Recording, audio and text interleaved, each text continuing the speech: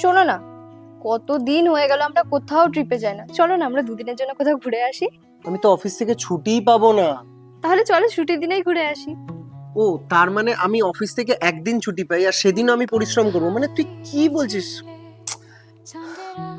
ঠিক আছে তাহলে চলো মুভি দেখে আসি। আরে কোনো ভালো সিনেমাই তো আসেনি, কি মুভি দেখবো? আচ্ছা লাঞ্চে যাই। বাবা আমি তোকে কতবার বলবো যে আমার বাইরের খাওয়া ভালো লাগে না, আমার বাইরের খাওয়া খেতে ইচ্ছা করে না। আর সব থেকে বড় কথা আমার কিছু পড়তে ভালো লাগছে না।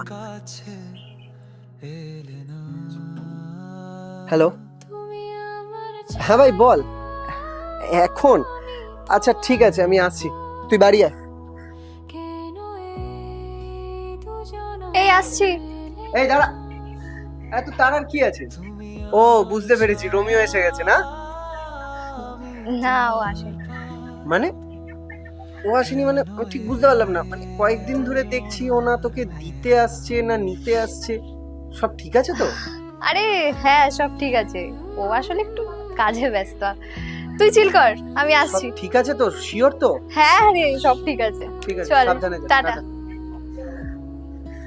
মনে আছে প্রথম প্রথম আমরা কত কথা বলতাম, কখন রাত থেকে বোর হয়ে যেত বুঝতেই পারতাম না। কখনো কখনো তো আমরা কলে থেকেই ঘুমিয়ে যেতাম। খুব মিস করি দিনগুলো। তুই খালি প্রবলেমই দেখতে পাস বল আমার মধ্যে।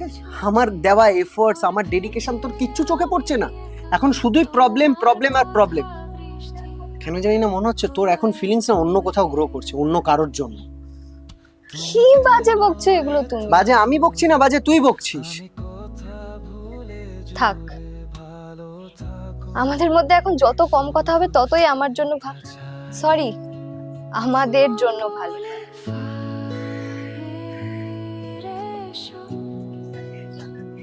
রাত বলে